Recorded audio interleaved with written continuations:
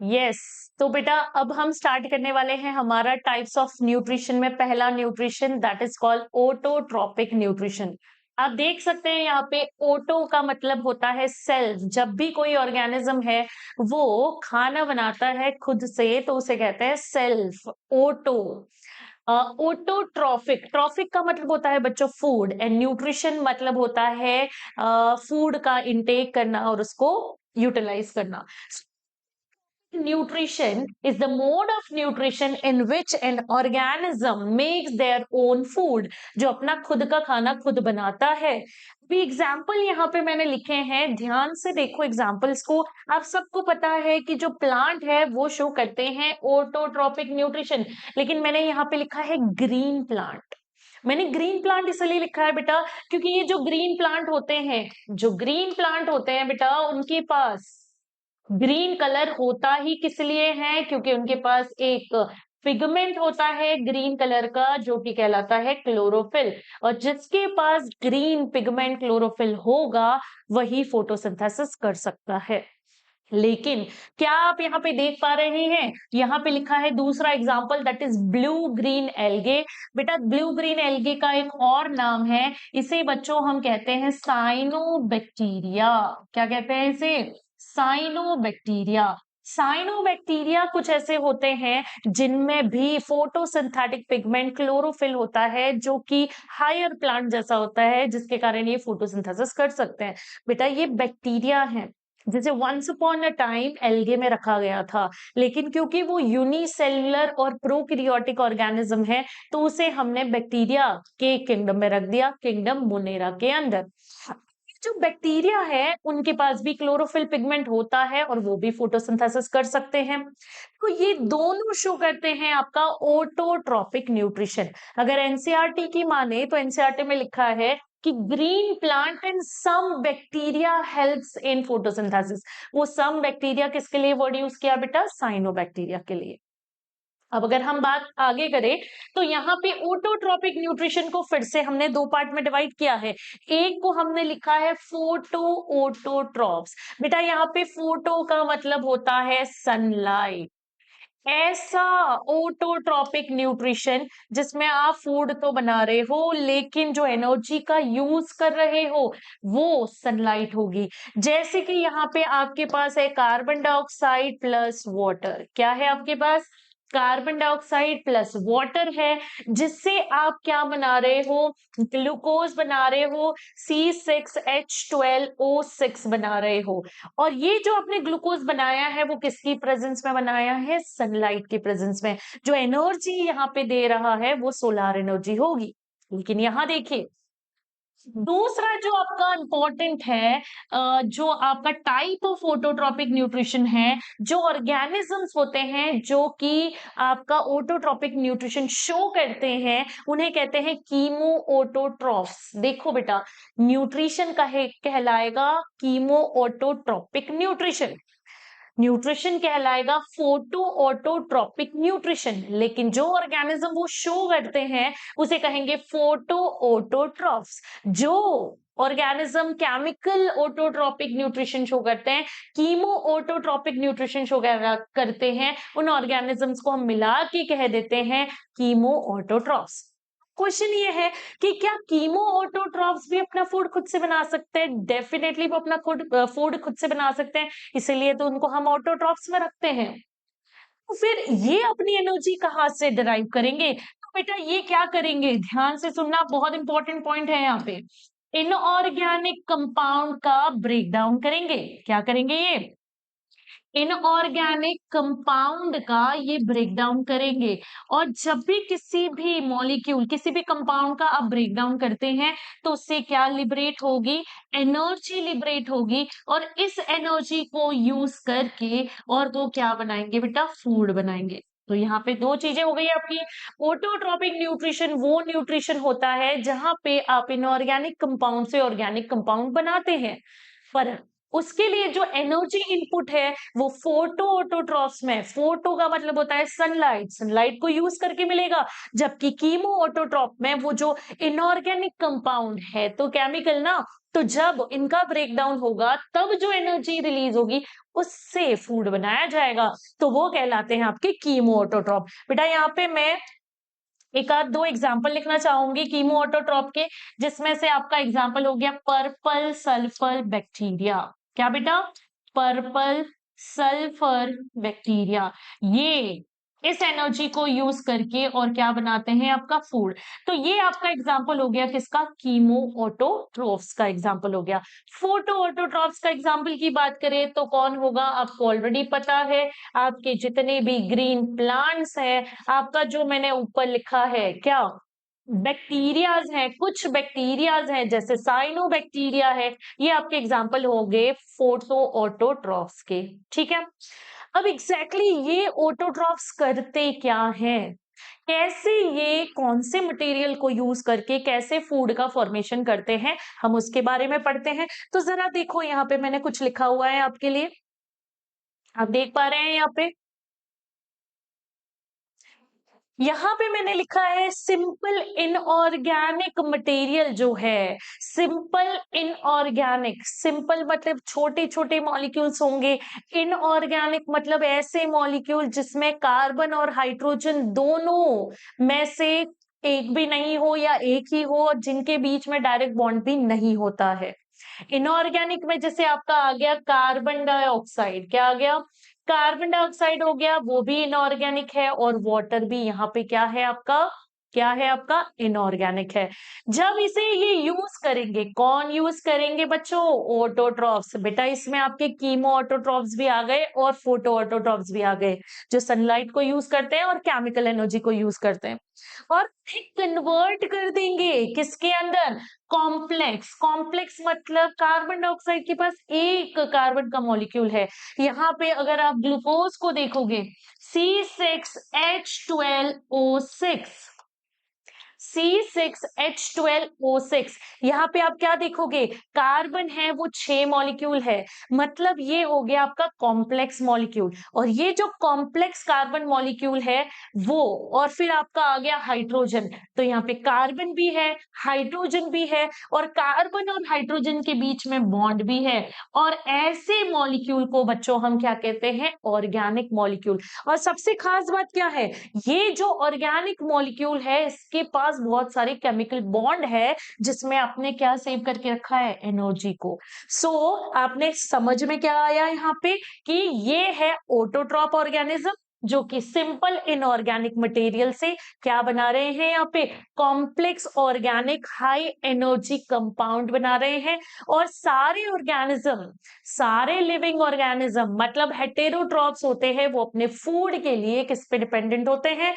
Autotroph से। इसीलिए हम ऑटोट्रॉप्स को बच्चों प्रोड्यूसर कहते हैं, जो हम ऑलरेडी आगे पढ़ चुके हैं।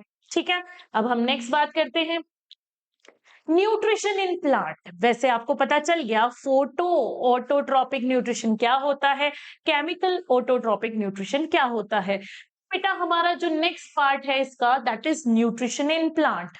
न्यूट्रिशन में आप क्या देखोगे? प्लांट में जो न्यूट्रिशन होता है वो कैसा होता है? सब यस तो बच्चों अभी हमने खत्म किया कि टाइप्स ऑफ ऑटोट्रॉपिक न्यूट्रिशन क्या होते हैं। तो अब हम नेक्स्ट स्लाइड पे मूव करने वाले हैं, जहां पे हम पढ़ेंगे न्यूट्रिशन इन प्लांट। बेटा न्यूट्रिशन इन प्लांट भी देखा जाए तो जो ऑलरेडी हम पढ़े हैं वही है, ये भी ऑटोट्रॉपिक न्यूट्रिशन ही शो करता है। पॉइंट इज ये कौन सा ऑटोट्रॉपिक न्यूट्रिशन शो करेगा? तो आप कहेंगे कि प्लांट के अंदर, क्योंकि प्लांट यूज करते हैं सनलाइट, तो प्लांट के अंदर फोटो ऑटोट्रॉपिक न्यूट्रिशन होगा। फोटो मतलब सनलाइट की प्रेजेंस में होगा। ठीक है बेटा, और क्योंकि ये सनलाइट की प्रेजेंस में फूड बना रहा है, क्या कहा मैंने? सनलाइट की प्रेजेंस में फूड बना रहा है, इसीलिए इसे हम कहेंगे फोटोसिंथेसिस। क्या कहेंगे बच्चों? फोटोसिंथेसिस, जहां पे फोटो का मतलब होता है लाइट और सिंथेसिस का मतलब होता है फूड का फॉर्मेशन। बेटा इतना इजी तो होगा नहीं, क्योंकि हम स्टार्ट से पहले से ही हम फोटोसिंथेसिस को पढ़ चुके हैं, बहुत बार हमने फोटोसिंथेसिस को पढ़ा है बच्चों। तो यहाँ पे फोटोसिंथेसिस का फॉर्मेशन अगर हमें पढ़ना है तो हमें अपने डेफिनेशन में क्या क्या वर्ड यूज करने हैं वो मैं आपको बताती हूँ। यहाँ पे फोटो का मतलब होता है सनलाइट और सिंथेसिस का मतलब होता है फूड फॉर्मेशन। फोटोसिंथेसिस एक फिजिको केमिकल प्रोसेस है बच्चों। फिजिको केमिकल मतलब यहाँ पे एक्सचेंज ऑफ गैसेस होता है। कार्बन डाइऑक्साइड को प्लांट लेता है एटमॉस्फेयर से, बहुत सारी केमिकल रिएक्शन होती है, जाके फोटोसिंथेसिस होता है। तो ये है फिजिको केमिकल प्रोसेस, जहां पे आप क्या कर रहे हो, कार्बन डाइऑक्साइड और वाटर को यूज कर रहे हो बेटा। तो यहाँ पे कार्बन डाइऑक्साइड और वाटर को हम कह देते हैं सिंपल ऑर्गेनिक मॉलिक्यूल। क्या कह देते हैं इसे हम? Simple organic molecule. जैसे कि एग्जाम्पल में हम लिख सकते हैं कार्बन डाइऑक्साइड एंड वाटर। यहाँ पे आप कार्बन डाइऑक्साइड और वाटर को यूज कर रहे हो और क्या बना रहे हो? तो आप बना रहे हो यहाँ पे कॉम्प्लेक्स ऑर्गेनिक कंपाउंड। क्या बना रहे हैं? कॉम्प्लेक्स। यस बच्चों, here we have to write inorganic. आप यहाँ पे बना रहे हैं कॉम्प्लेक्स ऑर्गेनिक कंपाउंड, और ये जो है वो आपका है ग्लूकोज C6H12O6। लेकिन ये जो आप बना रहे हैं वो किसकी प्रेजेंस में बना रहे हैं? तो बेटा ये हम बना रहे हैं किसकी प्रेजेंस में? Presence of sunlight, in the presence of sunlight and chlorophyll। Sunlight solar energy है और क्लोरोफिल एक ग्रीन कलर का क्या है बच्चों? पिगमेंट है। तो अगर हम पूरी अपनी डेफिनेशन लिखें फोटोसिंथेसिस की तो क्या होगी, जरा देखिए आप लोग। It is a physico-chemical process in which simple or inorganic inorganic बच्चों, molecule convert into complex organic compound in presence of sunlight and chlorophyll। तो उस प्रोसेस को हम कहेंगे फोटोसिंथेसिस है। रॉ मटेरियल क्या चाहिए आपको? कार्बन डाइऑक्साइड एंड वाटर, और इसे किसकी प्रेजेंस में जोड़ोगे आप? सनलाइट और क्लोरोफिल में, और फाइनली बनाओगे क्या? फूड बना रहे हैं। तो वही तो था डेफिनेशन में, फोटोसिंथेसिस। फोटो मतलब सनलाइट, सिंथेसिस मतलब फूड। तो अब हम क्या करेंगे, नेक्स्ट स्लाइड पे मूव करेंगे और इस को और डिटेल में हम जानेंगे। ठीक है, स्लाइड में आप देख पा रहे हैं मैंने यहाँ पे ड्रॉ किया है, आपको बताया है क्रॉस सेक्शन ऑफ लीफ के बारे में बताया गया है आपको। क्या जरूरत है हमें क्रॉस सेक्शन ऑफ लीफ के बारे में जानने की अगर हम फोटोसिंथेसिस पढ़ रहे हैं? बेटा यहाँ पे जो लीफ है आपको पता है, अगर हम किसी प्लांट को ड्रॉ करते हैं तो प्लांट का रूट, स्टेम और लीफ सबका एक इंडिविजुअल फंक्शन होता है। रूट का काम होता है absorption of water and mineral, stem का काम होता है ट्रांसपोर्टेशन, और लीफ को हम जब हम छोटे थे तो हम बोलते थे leaf is the kitchen of the cell. क्यों? क्योंकि यहाँ पे फूड का सिंथेसिस किया जाता है, फोटोसिंथेसिस किया जाता है। तो अगर कोई तुम्हें पूछेगा what is the site of photosynthesis, तो तुम क्या कहोगे कि साइट ऑफ फोटोसिंथेसिस आपका लीफ है। मैंने क्या किया, मैंने इस लीफ को ट्रांसवर्सली सेक्ट कर दिया, मतलब मैंने इसको क्रॉस सेक्शन कर दिया। जब हमने इस लीफ को कट कर दिया तो हमने कुछ इस तरह से डायग्राम बनाया है। बच्चों आपको चाहिए तो आप इस डायग्राम को बना भी सकते हैं। आपको पता है कोई भी जो लीफ होती है ना बच्चों, उसके अंदर बीच में से मिड रीब गुजरती है, तो इसे हमने कह दिया मिड रीब। जैसे कि हम एलोवेरा, आपने सब ने यूज किया होगा, एलोवेरा की लीफ को किस तरह से हम तोड़ते हैं, वैसे ही हमें ट्रांसवर्सली सेक करना है। तो आप जैसे हम लीफ को कंपेयर कर लेते हैं अपने हैंड से, जो हमारा ऊपर वाला पार्ट है हैंड का, आप देख रहे हो थिकनेस कितना है हमारे हैंड का। अगर इससे लीफ से कंपेयर करते हैं तो लीफ उससे भी ज्यादा थिन होती है। ऊपर वाले पार्ट को बच्चों हम कहते हैं डॉर्सल पार्ट और नीचे वाले पार्ट को हम कहते हैं वेंट्रल पार्ट। क्या करने वाले हैं, इतने पार्ट का हम बनाने वाले हैं यहाँ पे क्रॉस सेक्शन, लीफ का क्रॉस सेक्शन। ठीक है, मैंने क्या किया, मैंने यहाँ पे हमारे लीफ के टुकड़े कर लिए और बीच में मिडरीब है, जब हमने उसको ट्रांसवर्सली सेक किया तो मिड रीप का आप देख सकते हैं ट्रांसवर्स सेक्शन आपको कैसा दिख रहा है। जब मैंने क्या किया बच्चों, यहाँ पे इसे जूम करके देखा, मतलब लीफ को अंडर माइक्रोस्कोप देखा, तो मुझे क्या क्या स्ट्रक्चर दिखे। तो बेटा सबसे पहले जो अपर लेयर है लीफ की, उसे हम कहेंगे अपर एपिडर्मिस। क्या कहेंगे बच्चों? Upper epidermis. जो लोअर लेयर है लीफ की, उसे हम कहेंगे लोअर एपिडर्मिस। लेकिन बीच में ये ऐसा स्ट्रक्चर दिख रहा है जिसे हम लोअर स्टैंडर्ड में बहुत बार पढ़ चुके हैं, जिससे एक्सचेंज ऑफ गैसेस होता है, जिसे बच्चों हम कहते हैं स्टोमेटा। क्या कहते हैं बच्चों? स्टोमेटा। तो यहाँ पे तुम क्या देख पा रहे हो? लीफ के ट्रांसफर सेक्शन को देख पा रहे हो। ऊपर के लेयर को हमने कह दिया अपर एपिडर्मिस, नीचे के लेयर को कह दिया लोअर एपिडर्मिस। ठीक है, ध्यान से देखोगे तो इसके पास एक वैक्यूल होगा, और यहाँ पे मैंने बना दिया है पेरीफेरी में एक न्यूक्लियस। ठीक है, मतलब इनके पास क्लोरोप्लास्ट नहीं होता। यस बच्चों, बोर्ड क्लास में, बोर्ड पेपर में एक बार आपका क्वेश्चन आ चुका है कि अगर हम लीफ का ट्रांसफर सेक्शन डेवलप करें तो उसमें से वो कौन सी सेल होगी जिसके पास क्लोरोप्लास्ट नहीं होगा। तो आपका आंसर होगा एपिडर्मिस। एपिडर्मिस के पास एक वैक्यूल होगा, साइटोप्लाज्म होगा, लेकिन उसके अंदर प्लास्टिड, क्लोरोप्लास्ट नहीं होगा। लेकिन यहाँ पे आप देख पा रहे हैं बच्चों, यहाँ पे इसके पास न्यूक्लियस है गार्ड सेल के पास, और यहाँ पे उसके पास प्रेजेंट है आपका स्ट्रक्चर, दूसरे स्ट्रक्चर भी प्रेजेंट है, और साथ में यहाँ पे आपके पास, बेटा यहाँ पे रेड कलर से मैं बना रही हूँ क्लोरोप्लास्ट ताकि आप अच्छे से इसे देख पाए।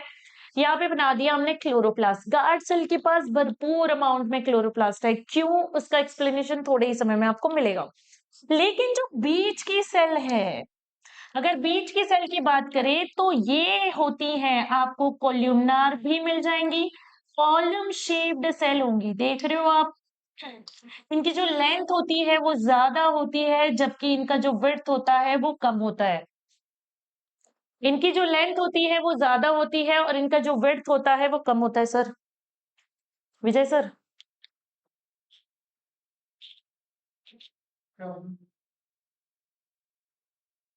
तो बच्चों यहाँ पे आप देख सकते हैं ये है हमारे कोल्यूमनार सेल्स। यहाँ पे तुम देख रहे हो कि जो सेल का जो लेंथ है वो विड्थ के कंपेयर में क्या है, ज्यादा है ना। इन्हें हम कहते हैं मीजोफिल सेल्स। और नीचे आप देख रहे हो कि आपको यहाँ पे स्फेरिकल सेल मिल रही है। ठीक है, ये स्फेरिकल मतलब गोल, यहाँ पे राउंड सेल मिलेंगी आपको। और ये जो राउंड सेल होती है और ये दोनों सेल होती हैं वो आपको मिलेंगी बीच में। जब कोई सेल बीच में मिलती है लीफ के लिए बायोलॉजी में हम वर्ड यूज करते हैं फिल, PHY, क्या यूज करते हैं बेटा? PHY, फिल। और क्योंकि लीफ के बीच में है इसीलिए इसे हम कहेंगे मीजोफिल। मीजो मतलब बीच में। इन दोनों सेल्स को हम मीजोफिल कहते हैं। आपने कभी नोटिस किया है, कोई लीफ होती है ना, उसका जो अपर सरफेस होता है वो डार्कर ग्रीन होता है। अभी तुम्हें पता चल रहा है कैसे वो डार्क ग्रीन कलर का होगा, बिकॉज जो ऊपर की सेल है उनके बीच में जो गैप्स है वो आपको क्या मिलेंगे, यहाँ पे कम मिलेंगे। और बेटा इसके अंदर बहुत ज्यादा अमाउंट में आपको क्या मिलेंगे, क्लोरोप्लास्ट। बाकी सब भी मिलेगा यहाँ पे, लेकिन इसमें क्लोरोप्लास्ट के अमाउंट भी आपको सबसे ज्यादा मिलेंगे। न्यूक्लियस भी सब में मिलेगा। यहाँ पे न्यूक्लियस हम अलग कलर से ड्रॉ कर लेते हैं ताकि आप डिस्टिंग्विश कर पाओ। ठीक है, इसमें भी न्यूक्लियस था, इसमें भी था, इसमें भी था, और इसमें भी था। नीचे भी हम सेल में न्यूक्लियस ड्रॉ कर लेते हैं बच्चों। ठीक है, और यहाँ पे भी हमारे पास न्यूक्लियस तो सारे सेल के मिले अंदर मिलेगा।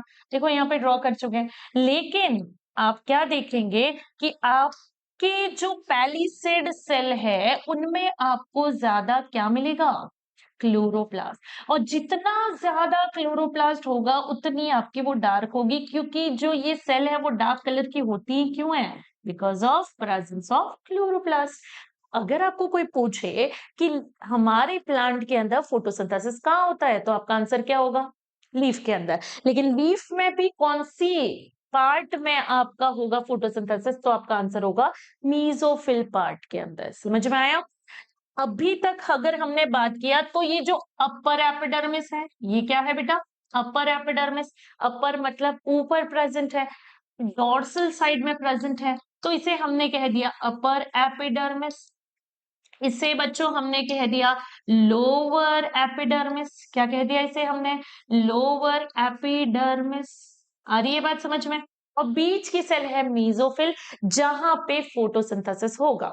थोड़ा सा एक्स्ट्रा अगर बात करें तो ये जो मीजोफिल सेल है, इसकी ये जो सेल है उन्हें कहेंगे पैलीसेड। क्या कहेंगे? पैलीसेड। और इन्हें हम कहेंगे स्पॉन्जी। बेटा ये नाम दिए गए हैं, not so important for board point of view, लेकिन हाँ तुम्हें पता रहेगा तो अच्छी बात है। पैलीसेड स्पॉन्जी दोनों ही फोटोसिंथेसिस कर सकती है। क्या यहाँ पे आप एक एक्स्ट्रा लेयर देख रहे हो?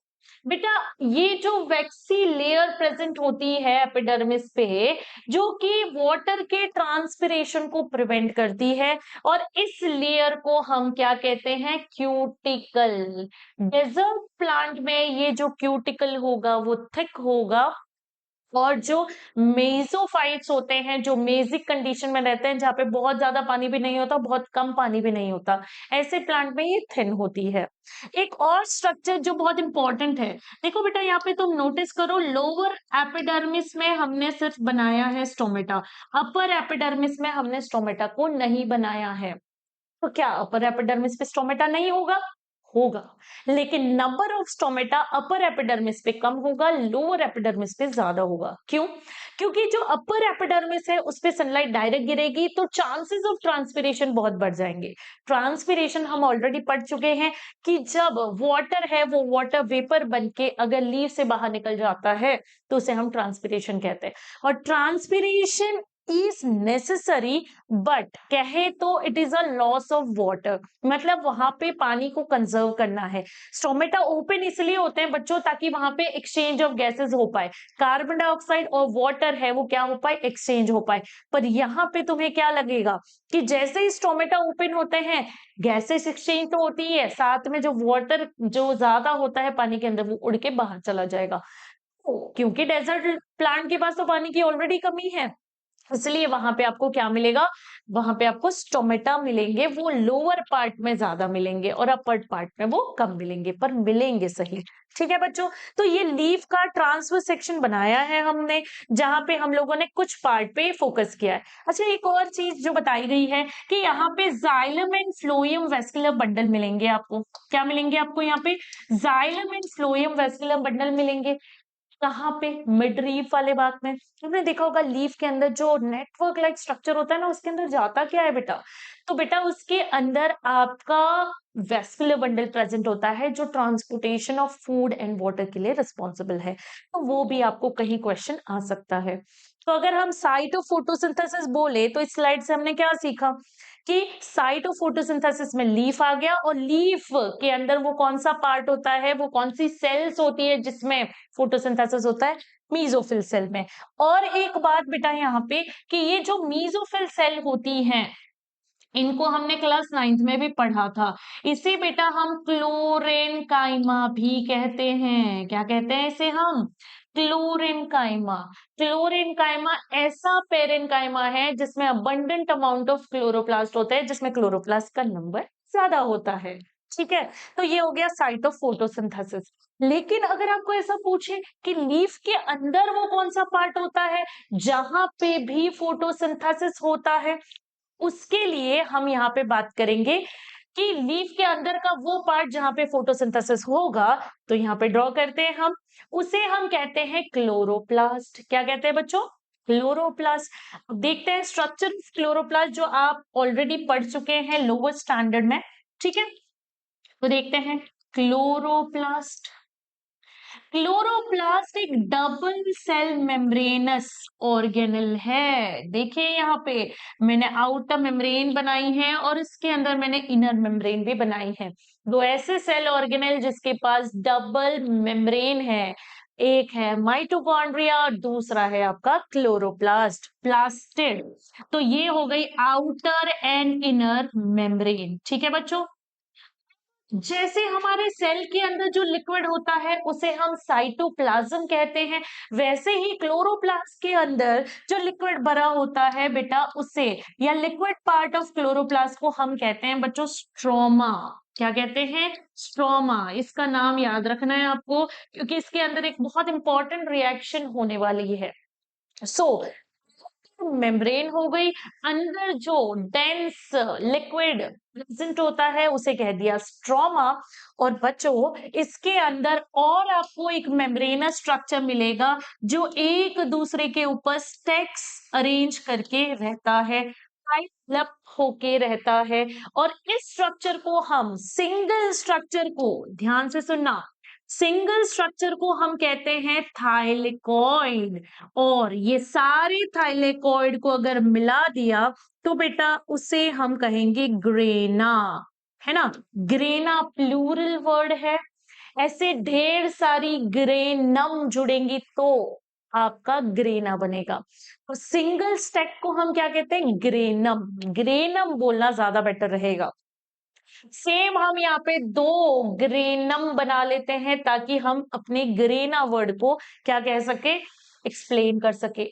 तो एक ग्रेनम, दूसरा ग्रेनम और दो ग्रेनम मिला के ग्रेना। ठीक है। और यहाँ पे आप देख सकते हो बीच में स्ट्रोमा लेमिले होता है जो ग्रेना को कनेक्ट करता है। तो ग्रेना को जो कनेक्ट करता है उसका नाम है स्ट्रोमा लेमिले।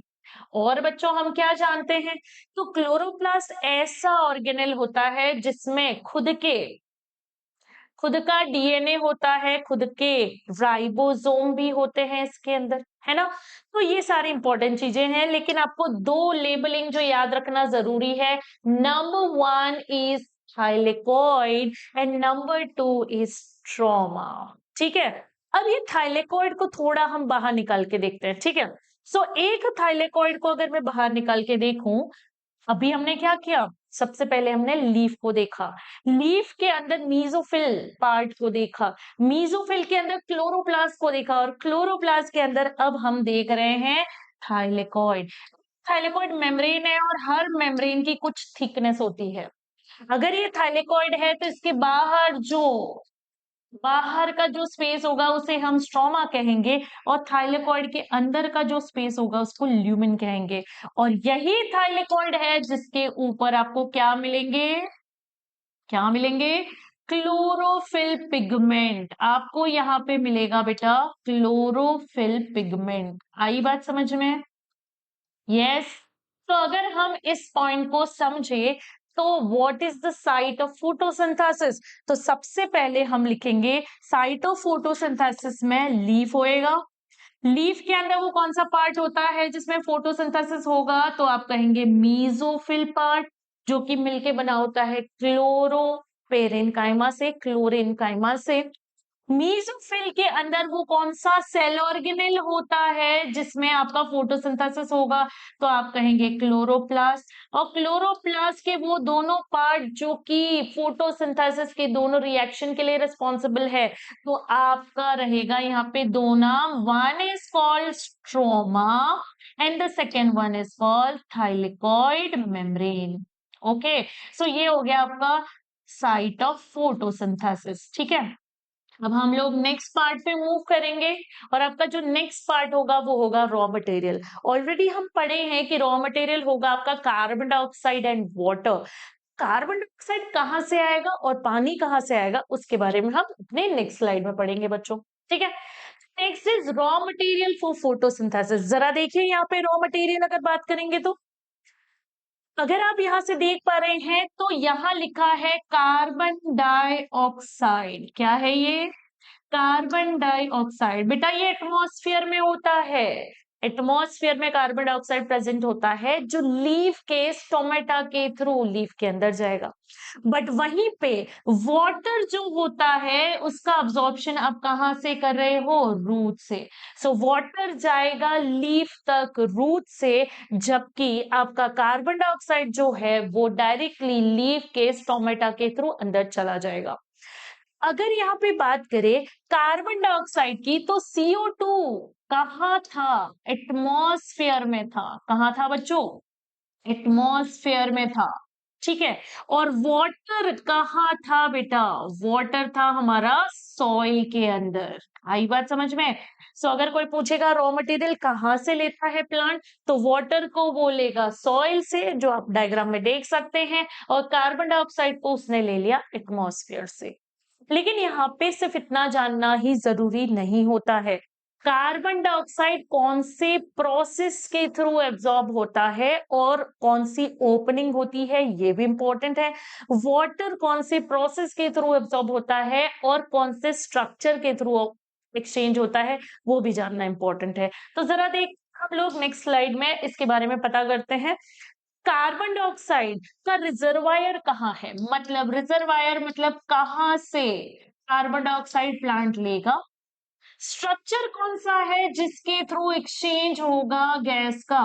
और तीसरा प्रोसेस कौन सा होगा, फिजिकल प्रोसेस कौन सा होगा जिससे आपकी कार्बन डाइऑक्साइड और वाटर का एक्सचेंज होगा। CO2, अभी आपको बात किया CO2 को, कार्बन डाइऑक्साइड को प्लांट कहां से लेगा, तो आप कह रहे हैं एटमॉस्फेयर से लेगा। स्ट्रक्चर, बेटा वो कौन सा स्ट्रक्चर है जिससे कार्बन डाइऑक्साइड का एक्सचेंज होगा, तो आप कह रहे हैं स्टोमेटा से। स्टोमेटा किसके पास होते हैं बेटा? लीफ के पास भी होते हैं स्टोमेटा, और जो स्टेम होता है उसके पास भी होते हैं। तो अगर यहाँ पे हम देखें तो ये लीफ है, और लीफ के पास प्रेजेंट होते हैं स्टोमेटा। बाहर से CO2 को स्टोमेटा के थ्रू लीफ के अंदर ले लिया जाएगा, मीजोफिल की सेल्स तक वो पहुंचा दिया जाएगा। प्रोसेस कौन सा होगा, तो बेटा प्रोसेस आपको आइडिया है, डिफ्यूजन। डिफ्यूजन का मतलब होता है कोई मॉलिक्यूल कहीं पे ज्यादा है, वहां से वो कम की ओर जाएंगे अंटिल द इक्विलिब्रियम अचीव्ड। समझ में आया? तो डिफ्यूजन प्रोसेस हो गया, स्ट्रक्चर हो गए स्टोमेटा, और तीसरा हो गया रिजर्वायर, मतलब कहां से वो लेगा उस गैस को, तो एटमॉस्फेयर से।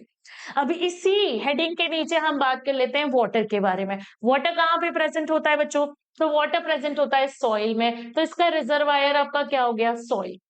स्ट्रक्चर कौन सा हो गया जहां से अब्जॉर्प्शन होता है, तो बेटा ये अपना रूट है, और जो रूट है उससे थिन हेयर लाइक स्ट्रक्चर निकलते हैं। यहाँ पे आप देख पा रहे हो के आसपास सॉइल के पार्टिकल है, और सॉइल के पार्टिकल के चारों ओर वाटर है, और ये जो वाटर है वो अब्सॉर्ब कौन करेगा? रूट, और रूट से ये पहुंचा दिया जाएगा। ठीक है। सो जो स्ट्रक्चर हेल्प करेगा आपका अब्जॉर्प्शन में, वो कौन सा है बेटा? रूट हेयर है। और बेटा वाटर के लिए हम पढ़े हैं वो कौन सा प्रोसेस होता है जिससे वाटर अब्सॉर्ब होता है, तो यहाँ पे आपका आंसर होगा ऑस्मोसिस। उसे लीफ कैसे पहुंचाया जाएगा बेटा? वो न्यूट्रिशन में नहीं आएगा, वो आपका आएगा ट्रांसपोर्टेशन में। लाइफ प्रोसेस में तो आएगा, लेकिन ट्रांसपोर्टेशन में आएगा तो उसमें पढ़ेंगे। लेकिन ऑस्मोसिस क्या होता है, एक क्विक सा रिवीजन देख ले तो। ऑस्मोसिस मतलब कोई मॉलिक्यूल है, स्पेशली वाटर कहीं ज्यादा है, वहां से वो कम की ओर जा रहा है through the semi permeable membrane. तो बेटा एक ऐसा डिफ्यूजन जो सेमी परमिएबल मेम्ब्रेन के थ्रू होता है उसको ऑस्मोसिस कहते हैं। तो ये हो गया आपका how plant obtained their raw material. ठीक है। तो फिर से कार्बन डाइऑक्साइड एटमॉस्फेयर से लेगा, स्टोमेटा से लेगा डिफ्यूजन के प्रोसेस के थ्रू, और यहाँ पे वाटर को सॉइल से लेगा, रूट हेयर के थ्रू एक्सचेंज होगा उसका, और जो प्रोसेस का नाम है वो है आपका ऑस्मोसिस। ठीक है। तो फोटोसिंथेसिस क्या होता है, साइट ऑफ फोटोसिंथेसिस भी हम डिस्कस कर चुके हैं। हम बात करते हैं स्ट्रक्चर ऑफ स्टोमेटा के बारे में। ठीक है।